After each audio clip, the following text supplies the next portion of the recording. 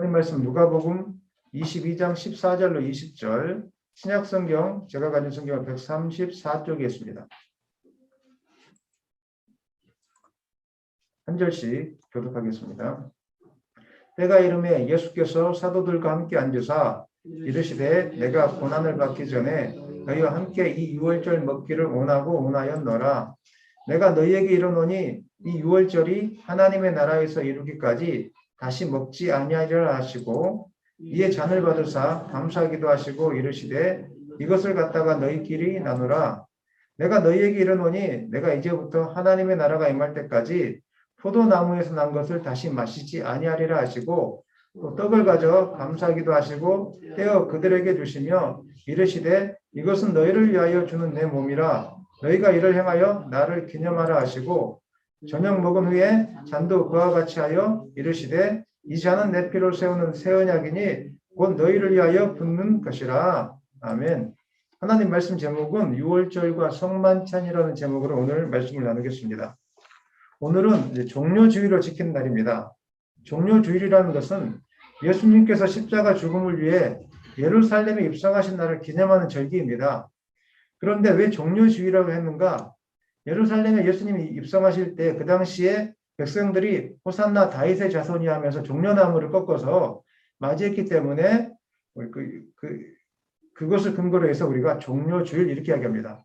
예수님이 이제 오늘 입성하시고 5일 동안에 수많은 일들이 일어나죠. 세족식이 있고 그다음에 유월절 만찬을 또 제정하시고 유월절과 유월절 만찬을 제정하시고 그다음에 또 십자가 못 박혀 돌아가시고 이런 일들이 이제 한 주간 동안에 이루어지게 되어집니다. 그래서 우리는 한 주간을 우리가 고난 주간이라고 하면서 기독교 전통으로 개혁주의에서 여러 가지 금식을 한다든지 아니면 기도회를 갖는다든지 또 청소년들 같은 경우는 미디어 금식도 하게 되고 우리가 주님의 고난과 희생을 생각하는 그런 시간들을 갖는데 한 주간 동안 금식을 하느냐 안 하느냐 또 기도를 하느냐 안 하느냐 이것보다 더 중요한 것은 왜 예수님이 나를 위하여 이 땅에 오실 수밖에 없었는지 그리고 그 십자가의 고난이 나에게 무슨 의미가 있는지 그리고 십자가만을 바라보고 다시 한번 살아야 되겠다고 고백하는 그런 진정한 믿음과 결단이 여러분 가운데 있기를 예수님의 이름으로 간절히 축원합니다.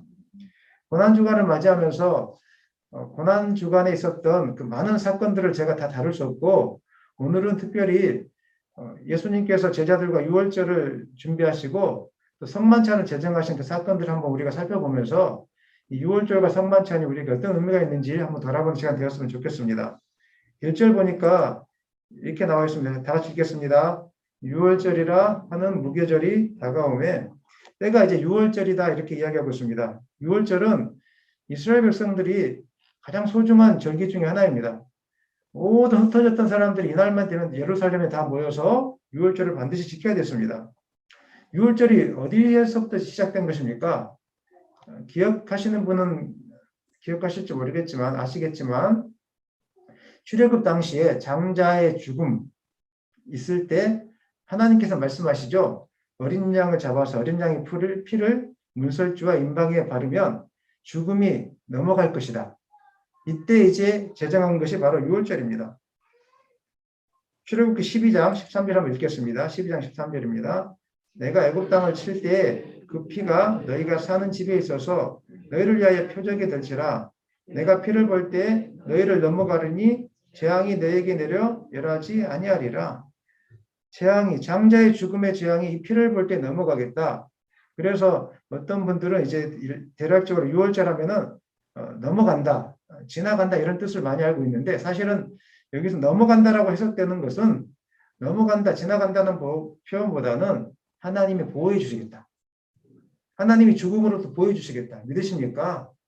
예수의 피가 우리를 죄와 사망의 권세에서 보호해 주시겠다. 이런 의미가 어린 양의 피에 있다는 것입니다. 하나님께서 장자의 죽음, 피를 볼 때 넘어가겠다고 하신 이 사건을 통해서 그 하루만 기억하지 말고 대대로 기념하고 기억해야 될 것을 말씀해 주셨어요. 12장 14절도 읽어보겠습니다. 너희는 이날을 기념하여 여호와의 절기를 삼아 영원한 규례로 대대로 지킬지니라. 죽음의 사자가 어린 양의 피를 바른 이스라엘 집을 뛰어넘어가 구원을 받은 이날을 기념하는 것이 바로 유월절입니다. 얼마나 중요한 날입니까? 하나님께서는 이날을 대대로 잊지 말고 기억하라고 이렇게 말씀해 주셨습니다. 그런데 기억해야 될 것이 있는데 왜 하나님께서 유월절을 지키라고 하셨을까요? 유월절은 장차 오실 예수님에 대한 모형이기 때문에 그렇습니다. 어린 양의 피가 발라졌을 때 죽음의 재앙이 지나가고 하나님의 보호하심 아래 있었던 것처럼 장차 유월절 어린 양으로 오실 예수님이 십자가 위에서 피를 흘리심으로 그 피를 볼 때 그 피 흘리심으로 말미암아 그 피를 믿는 자들은 죽음의 재앙에서 벗어나게 될 줄로 믿으시기 바랍니다. 이게 바로 유월절이 예표하는 의미가 되는 겁니다. 유월절은 그림자이고 유월절의 어린 양도 그림자이고 예수님이 실체라는 것입니다. 요한복음 1장 29절에 그렇게 말씀하고 있습니다. 읽어보겠습니다. 이튿날 요한이 예수께서 자기에게 나아오심을 보고 이르되 보라 세상 죄를 지고 가는 하나님의 어린 양이로다. 유월절 어린 양이 바로 예수님을 예표하고 있다는 것을 말씀하고 있고 그다음에 고린도전서 5장 7절 하반절도 읽어보겠습니다. 우리의 유월절 양 곧 그리스도께서 희생되셨느니라.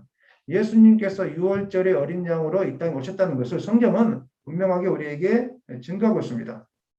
하나님께서는 유월절 어린 양 되신 예수님을 이 땅에 보내시기 위해서 미리 이스라엘 백성들에게 경험케 하신 거예요. 무엇을? 유월절 어린 양의 피의 효력이 얼마나 큰 것인지를 경험케 하셨어요. 눈앞에서. 장자의 죽음도 면했던 그 유월절 어린 양의 피라면 그러면 예수님께서 흘리신 피의 효력은 얼마나 대단하겠는지를 보여주신 거예요. 사랑하는 여러분, 우리가 고난주간을 지내면서 예수님께서 나를 위해서 십자가에 달려서 피를 흘렸다 이 정도가 아니라 그 십자가에 흘리신 피의 효력이 얼마나 큰 것인지를 여러분 보시기를 바랍니다. 기억하셔야 돼요. 내가 그 십자가에 흘리신 보혈의 피로 말미암아 내가 죄사함을 얻었구나. 믿으십니까?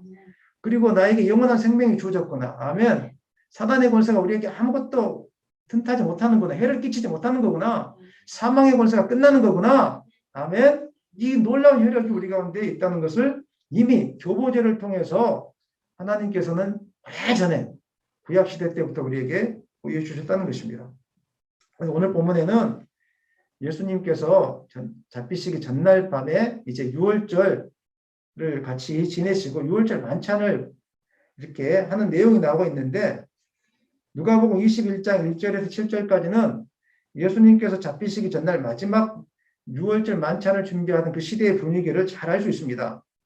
역사가 요세푸스에 의하면 유월절이 되면 예루살렘에 10만 명이 되는 사람들, 장병들이 모였다고 이야기합니다. 그러니까 고대 예루살렘이 조그마한 도시거든요. 크지 않거든요. 조그마한 그 도시 안에 10만 명이 되는 사람들이 모였었으니까 얼마나 북적북적됐겠습니까? 근데 우리가 집중해야 될 두 가지 부류의 사람들이 있는데 첫 번째는 그 모인 사람들 중에 일반 백성들이 있었습니다. 오늘 유월절 예루살렘에 들어오기 전에 그 당시의 앞장의 모습을 보면 어땠습니까? 예수님께서 이제 호산나 다윗의 자손이여 이스라엘 백성들은 예수님이 하나님께서 예비하신 메시아인 것을 확증했어요. 마음속에. 그래서 예수님이 예루살렘에 입성했을 때 호산나 다윗의 자손이라고 하신 거예요. 스가랴서에 보면은 메시아가 예루살렘으로 올 때 나귀를 타고 입성할 것이다 이렇게 나와 있어요. 그러니까 그 모습을 보면서 이제 구약의 예언이 이루어졌구나. 이분이 예수님 맞구나 하면서 너무 환영하고 기뻐하고 좋아했던 거예요. 하지만 구원자로 오신 그 예수님의 의미가 어떤 것인지는 백성들도 잘 몰랐을 거예요. 그러니까 그 당시에 로마가 그 이스라엘 백성들을 압제하고 있었기 때문에 이 예수님이 이 로마의 압제에서 우리를 풀어줄 수 있겠다. 이런 생각을 가지고 맞이하는 분도 있었을 것이고 맞이하는 사람도 있었을 것이고 아니면 진짜 구원자로 예수님을 맞이하는 사람들도 있었을 거예요. 어떻게 됐든지 사람들은 그 안에서 모여서 예수님을 기대하고 환영하고 뭔가 기대를 가지고 나와 있었는데 문제는 뭐냐면 로마가 통치하고 있던 그 시대에 로마의 어떤 정부 관료들이 가장 두려워했던 것이 밀란이 나는 것이었습니다. 많은 남자들이 장병들이 모이는 곳에서는 항상 로마 정부에 대항하는 밀란들이 많이 있었거든요. 그래서 이 시기에도 예수님을 중심으로 사람들이 많이 모이니까 밀란이 날까 두려워했어요. 마가복음 14장 2절 말씀을 읽어보겠습니다. 이르되 밀란이 날까 하더니 명절에는 하지 말지 하더라. 대제사장들과 서기관들이 예수님을 잡아 죽이려고 했는데 혹시 밀란이 날까 싶어 두려워서 이날에는 하지 말자고 자기들끼리 의논하고 토론했던 거예요. 조금 뒤에 보면 아시겠지만 자신들의 생각과 상관없이 이 일들이 너무 수월하게 진행되는 것을 이제 보게 될 것입니다. 두 번째는 2절에 나오는 대제사장들과 서기관들입니다. 누가복음 22장 2절 읽겠습니다. 대제사장들과 서기관들이 예수를 무슨 방도로 죽일까 궁리하니 이는 그들이 백성을 두려워함이로다. 대제사장과 서기관들은 예수님을 죽이는 것이 목적인 사람들이었어요. 왜 이렇게 예수님을 미워하고 죽이려고 했을까? 사실은 이제 그 당시의 사회적인 배경, 또 문화적인 배경, 여러 가지 심리적인 배경들을 보면 우리가 조금 이해할 수 있습니다. 예수님이 백성들의 마음을 사로잡는 사람이었기 때문에 예수님에 대한 시기가 일어나기 시작했죠. 그들 가운데. 그리고 예수님이 그동안 유대교에서 지켜왔던 제사의식이나 여러 가지 성전의 의식들을 파괴하는 것처럼 보였기 때문에 유대교 전통에 대한, 유대종교 전통에 대한 위기감이 찾아왔을 것이고, 그 다음에 예수님이 바리새인들을 얼마나 야단쳤습니까? 화했을진저 이렇게 하면서 성전에서 성전 정화 다 했잖아요. 자기들이 장사 가지고 이익을 취하는 걸 보면서 성전을 정화했으니까 얼마나 미움을 샀겠어요. 사실 양심이 찔렸겠죠. 예수님이 옳은 말을 하니까 양심이 무척 찔렸을 거예요. 그래서 가만 놔두면 안 되겠다. 가만 놔두면 우리가 위험을 당할 뿐만 아니라 또 밀란이 일어나서 자기들 밥벌이도 못할 지경이 되어 있겠다. 뭐 이런 위기감들이 찾아왔을 것입니다. 여러 가지 속셈으로 인해서 정치적인 속셈, 종교적인 속셈, 또 개인의 시기로 인해서 예수님 빨리 죽여야 된다. 즉 예수라는 자를 빨리 죽여야 되겠다 이렇게 했을 것입니다. 그리고 밀란이 날 줄 알고 이렇게 두려워했는데 의외로 뜻하지 않게 가룟 유다에게 사탄이 들어가서 쉽게 예수님을 내어주게 되는, 군중들의 둘러싸이는 예수님을 잡아가면 밀란이 나거든요.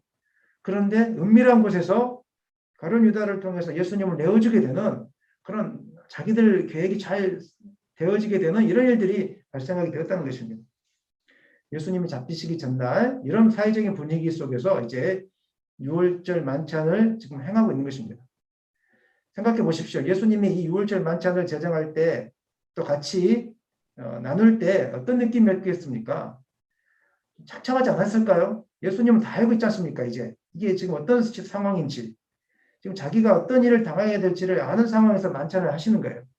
그래서 만찬은 유언의 의미가 있고, 또 만찬은 백성들에게, 또 제자들에게 예수님이 왜 오셨는지를 다시 한 번 더 가르쳐주는 교훈의 의미가 있습니다. 너무 중요한 날이에요. 지금 중요한 시간에 모여있는데, 집중되어 있는데, 7절부터 13절까지는 성만찬의 장소에 대해서 배경을 설명하고 있는데 8절 말씀 읽겠습니다. 8절입니다.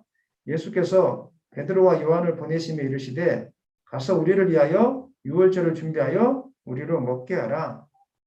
예수님께서 유월절에 유월절 먹을 것을 준비하라 이렇게 제자들에게 말씀하셨어요. 베드로와 요한을 보내시는데 베드로와 요한이 이렇게 이야기하죠. 어디서 준비합니까? 그러니까 예수님이 이렇게 말씀하십니다. 10절로 12절 읽겠습니다. 이르시되 보라 너희가 성내로 들어가면 물 한 동이를 가지고 가는 사람을 만나리니 그가 들어가는 집으로 따라 들어가서 그 집 주인에게 이르되 선생님이 내게 하는 말씀이 내가 내 제자들과 함께 유월절을 먹을 객실이 어디 있느냐 하시더라 하라. 그리하면 그가 자리를 마련한 큰 다락방을 보이리니 거기서 준비하라 하시니. 여러분은 이 말씀을 읽으면서 어떤 생각을 가지고 있습니까? 예수님이 무슨 권세가 있었기 때문에 있기에 주라 하는 제가 내어주고, 이해하셨습니까? 이 말씀 이해가 됩니까? 그러니까 많은 분들이 그렇게 해석하세요. 예수님이 권세가 있으니까 성령을 통해서 다 예배해 놓으셨다. 맞는 말 같기도 하지만 이건 유대적인 배경을 몰라서 하는 말이에요. 이 말씀을 이해하려면 그 당시 유대적인 배경을 좀 많이 이해할 필요가 있는데 유월절 만찬을 먹기 위해서는 최소 10명 이상이 모여야 됐습니다. 10명 이상의 그룹이 모여야 됐기 때문에 일반적으로 가족들이 모여서 유월절 만찬을 같이 나누었고 간혹 친구들이나 이웃과 숫자가 부족할 때는 친구들이나 이웃을 초청해서 유월절 만찬을 나누었는데 10명 이상이 모여야 되니까 다락방과 같은 큰 장소가 필요했겠죠. 그리고 아무 집이나 가서 유월절 만찬을 과연 먹을 수 있게 부탁할 수 있는 것인가? 유대 풍습을 이해하면 그게 가능합니다. 유대적으로 보면 예루살렘은 하나님이 거하시는 도성이기 때문에 다 전 나라에 흩어져 있던 사람들이 예루살렘으로 들어오면 얼마나 많이 들어왔겠어요. 그 안에 거주지가 없고 집이 없는 사람들 많이 있었을 거 아니에요. 이 사람들 어디서 유월절 만찬을 먹겠어요. 밖에서 그렇게 안 못합니다. 그래서 그 예루살렘이라는 그 도성이 하나님의 도성이라고 생각했기 때문에 외국 각지에서 흩어졌던 유대인들이 예루살렘으로 돌아오는 그날은 누구든지 부탁을 하면 자기 집을 내어줄 수 있게 되어 있어요. 누구든지 가서 내가 오늘 이 집에서 유월절 만찬을 좀 해야 되겠습니다. 그룹들이 모여서 하면은 내어주게 되어 있는 거예요. 예수님도 그 문화적인 배경 속에서 제자들에게 부탁했던 거예요. 그렇기 때문에 이런 상황들이 연출된 거지 예수님이 막 무슨 능력을 발휘해서 막 저절로 막 이렇게 했던 건 아니고 그 당시의 문화가 그것을 가능하게 만들었다는 것입니다. 그런데 장소를 내어주는 사람도 또 장소를 얻는 사람도 돈을 주거나 받아서는 안 돼요. 그냥 공짜로 이걸 막 그냥 내어주는 그런 시대적인 배경이 있었다는 거예요. 왜냐하면 하나님의 그 예루살렘이라는 것이 또 그 집이 하나님의 집이었고 또 그것을 구하거나 내어주는 사람은 하나님의 백성이었기 때문에 돈 거래를 해서는 안 되었던 거예요. 이런 문화적인 배경을 이해하면 이 말씀이 우리가 더 쉽게 이해될 수 있다는 것을 여러분 기억하게 될 것입니다. 그리고 6월절 만찬상에 올라가야 될 음식들이 있는데 누룩 없는 빵과 쓴나물, 그 다음에 포도주와 구운 6월절 어린 양 고기였어요. 기억하셔야 됩니다. 쓴나물과 그 다음에 누룩이 들어가지 않는 빵, 포도주와 구운 어린 양 고기, 이 네 가지 음식이 반드시 먹어야 되는데 누룩 없는 빵은 유대인들이 이집트에서 나올 때 발효되지 않는 반죽을 가지고 나왔던 그것을 기억하면서 기억하라는 의미가 담겨 있는 것이고, 쓴나물을 먹는 이유는 이스라엘 백성들이 애굽에서 노예 생활을 할 당시에 당했던 그 고난을 기억하라는 거예요. 너희들이 이런 고난을 당했는데 하나님의 은혜로 말미암아 자유하게 되었다. 이것들을 기억하면서 6월절 음식을 대했던 것입니다. 제자들은 이런 6월절 규례에 근거해서 음식들과 장소를 이렇게 준비했을 것입니다. 그런데 예수님께서 왜 6월절 만찬을 준비하시고 잡혀가셨을까? 6월절 만찬을 하고 난 다음에 바로 잡혀가셨거든요. 여러분 어떻게 생각하십니까? 제가 서론 부분을 말씀드렸죠. 그렇게 할 수밖에 없었던 이유는 예수님이 6월절 어린 양으로 오신 구약의 예언을 이루시기 위해서, 본인 자신이 6월절 어린 양으로 왔다는 이 사실을 제자들에게 분명하게 나타내 보여주기 위해서 그 6월절 만찬을 제자들과 함께 모이신 것이고, 성만찬을 통해서 분명한 하나님의 어린 양이라는 것, 이것을 제자들에게 가르쳐 주었던 것입니다. 16절 한번 읽어보겠습니다. 예수님이 이제 6월절 만찬 떡을 떼면서 제자들에게 중요한 메시지를 남기십니다. 16절 읽겠습니다. 내가 너희에게 이르노니 이 6월절이 하나님의 나라에서 이르기까지 다시 먹지 아니하리라 하시고, 예수님께서 이제 하나님의 나라에서 이루기까지 6월절을 먹지 않겠다. 그럼 6월절 이제 안 하게도 된다는 뜻이잖아요. 이 이야기를 선포하고 있거든요. 상징적인 의미가 있는데, 먼저는 6월절, 그동안 구약의 6월절은 오실 예수님을 예표했기 때문에 더 이상 필요 없다는 의미가 있습니다. 그래서 우리가 6월절을 지켜야 된다는 것입니까? 지키지 말아야 된다는 것입니까? 지킬 필요가 없습니다. 그래서 오늘날 개신교에서는 6월절을 지킵니까? 안 지킵니까? 안 지키는 거예요. 그림자였기 때문에, 이제 예수님이 다 이루실 것이기 때문에 더 이상 6월절은 필요가 없는 것이 되는 것입니다.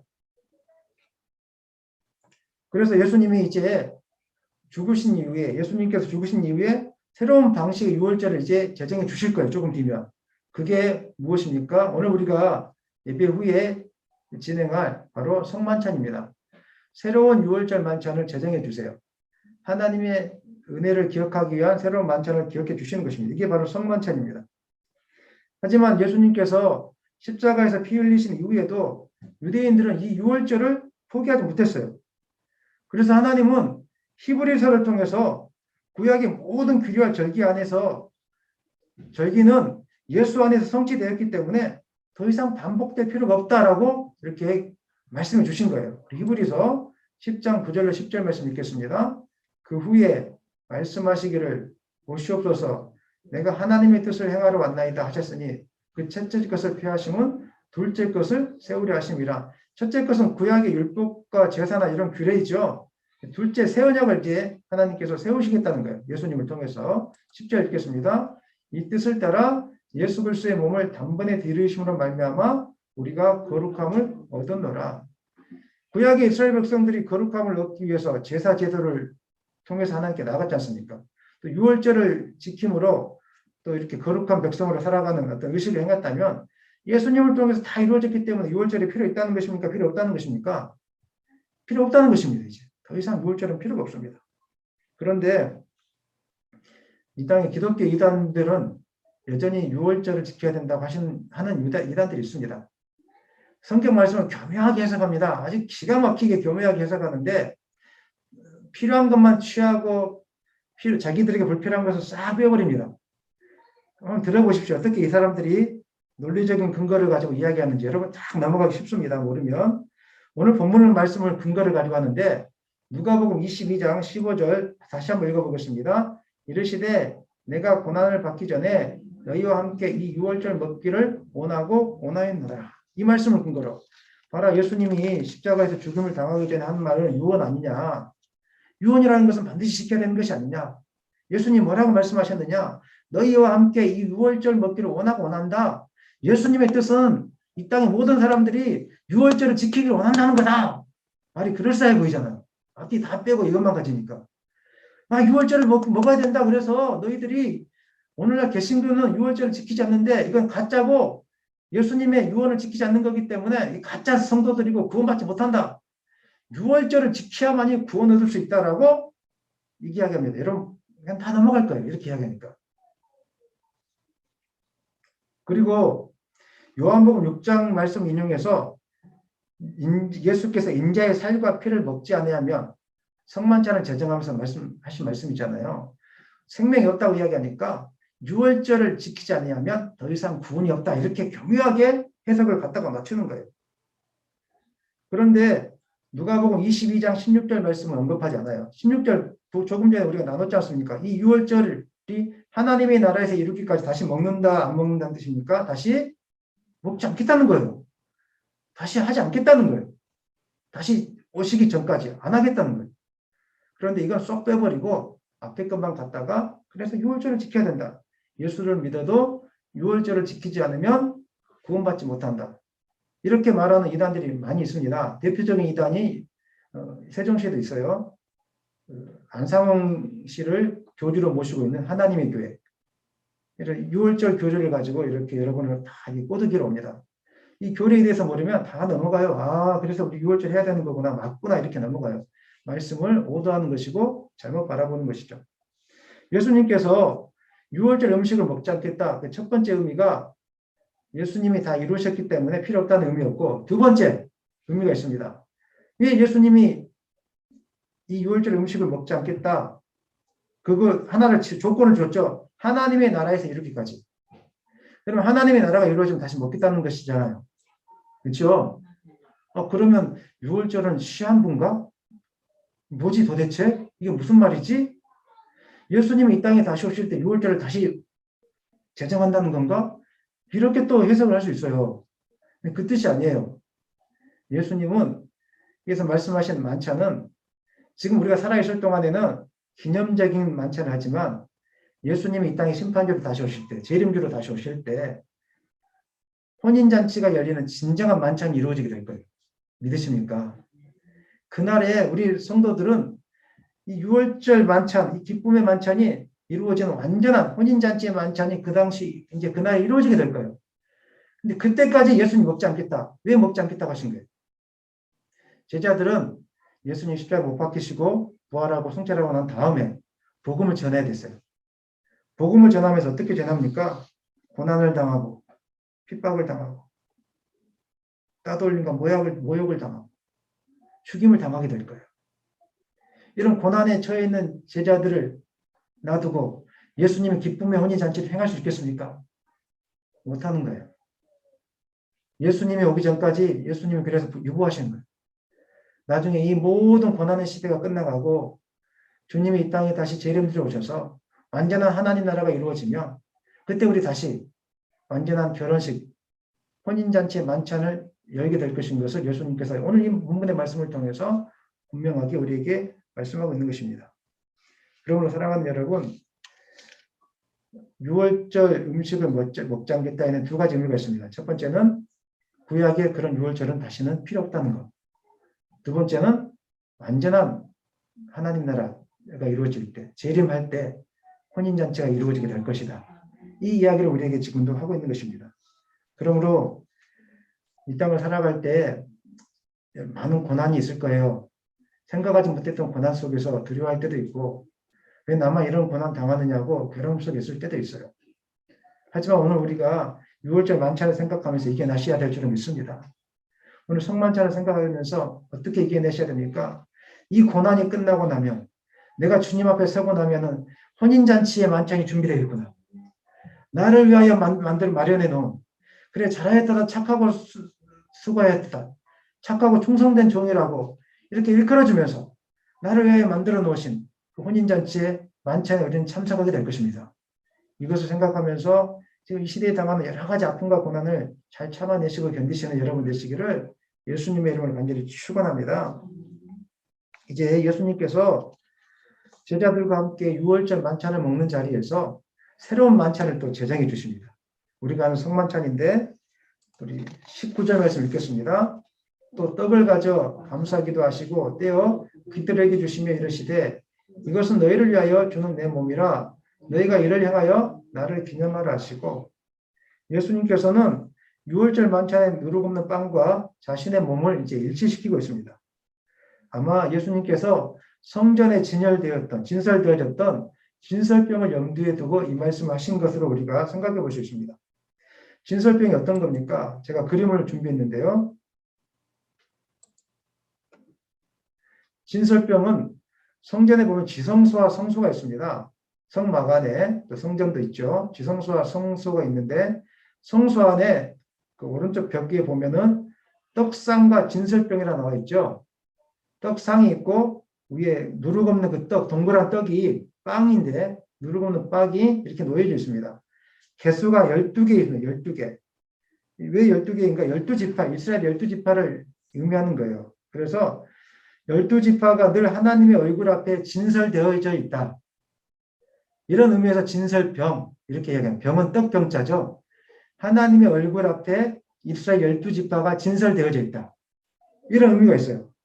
그리고 이 진설병은 유대 사람들에게 어떤 의미가 있었냐면은 단순히 어떤 제사의식을 행하기 위한 떡이 아니라 생명의 빵이라는 의미가 있었어요.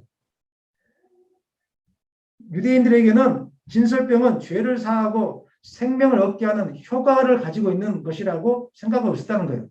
그렇기 때문에 진설병을 생각할 때마다 이 떡을 생각하면은 생명이 우리에게 주어졌구나.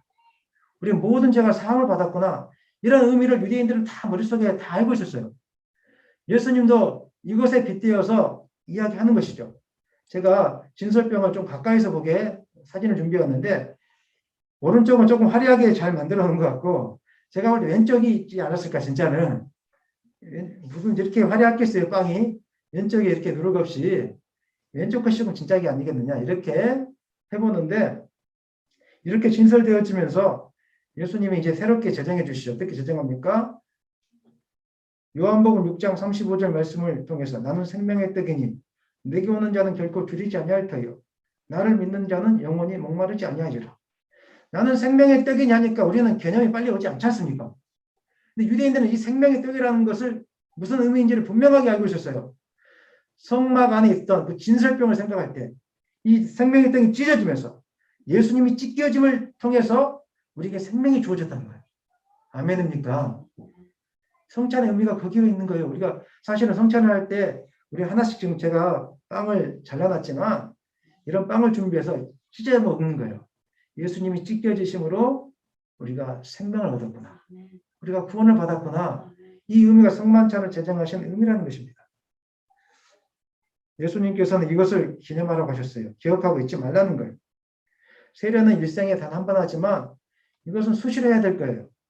그래서 생명의 권세가 구원의 권세가 주님 앞에 있고 주님의 필리심을 통해서 우리가 생명을 받았구나 얻었구나 이것을 기억하는 여러분 되시기를 예수님의 이름으로 축원합니다.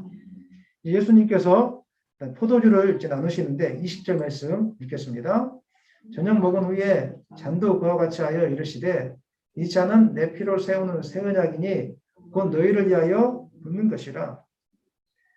예수님께서 나눠주는 포도주 잔은 유월절 만찬에 주로 나누는 잔이었는데 유대의 배경에 보면은 유월절에 네 가지 종류의 잔, 네 잔을 먹었다고 이야기합니다. 나눌 때 한 잔만 마시는 게 아니라 네 잔을 먹었다고 이야기합니다. 왜 네 잔을 나누는가? 그 말씀의 근거는 출애굽기 6장 6절에서 7절 말씀의 근거를 두고 있는데 읽어보겠습니다. 그러므로 이스라엘 자손에게 말하기를 나는 여호와라 내가 애굽 사람의 무거운 짐 밑에서 너희를 빼내며 그들의 노역에서 너희를 건지며 편팔과 여러 큰 심판들로서 너희를 속량하여 너희를 내 백성으로 삼고 나는 너희의 하나님이 되리니 나는 애굽 사람의 무거운 짐에서 너희를 빼낸 너희의 하나님 여호와인 줄을 너희가 알리라. 네 번의 잔을 나누는데 첫 번째 잔은 건배는 하지 않겠지만 내가 너희를 떼어내리라. 네. 두 번째 잔을 마실 때는 내가 너희를 건져내리라. 세 번째 잔을 마실 때는 내가 너희를 구속하리라. 그리고 네 번째 잔을 마실 때는 내가 너희로 내 백성 삼으리라. 그러면 이스라엘 백성들이 유대인들이 이 포도주 잔을 나눌 때 어떤 생각을 했을까요? 우울하고 슬퍼했을까요? 아니잖아요. 어떤 의미가 있습니까? 기쁨과 자유가 주어진 거예요. 이제 예수로 말미암아 이 잔을 대할 때 어린 양의 피를 대할 때 이제 기쁨과 자유가 주어졌다는 것을 이미 머릿속에 기억하고 이미지화되어 있던 사람들에게 예수님이 잔을 나누면서 이것은 내 피다. 언약의 피다. 구원을 의미하는 어린 양의 피다.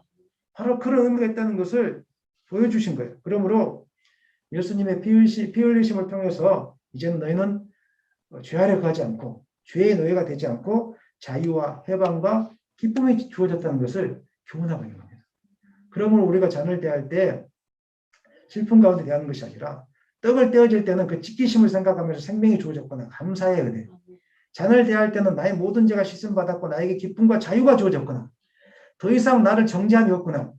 세상 사람들은 내가 조금 부족해 보이면 놀리잖아요. 그 다음에 내가 부족해 보이면 막 바로 정죄하잖아요. 못됐다 뭐 이렇게 하면서. 포도주를 대할 때마다 하나님의 사랑을 기억하셔야 돼요. 나는 너희를 정죄한 적이 없어. 사탄은 너를 정죄하고 너의 흠을 잡지만 나는 너를 정죄하지 않아. 나는 나의 백성이야. 나는 나의 사랑하는 자녀야. 믿으십니까? 이런 의미를 생각하면서 우리가 대하는 거예요. 그래서 얼마나 큰 의미가 있는지 몰라요. 이것을 모르고 잔과 떡을 대하면은 그냥 우울하고 슬프고 그 십자가만 생각하면서 이렇게 하는데 그렇게 하지 마시고 나에게 다시 한번 생명이 주어졌다. 나에게 자유가 주어졌다. 이 사실을 믿고 떡과 잔을 드렸으면 좋겠습니다. 말씀을 마무리하겠습니다.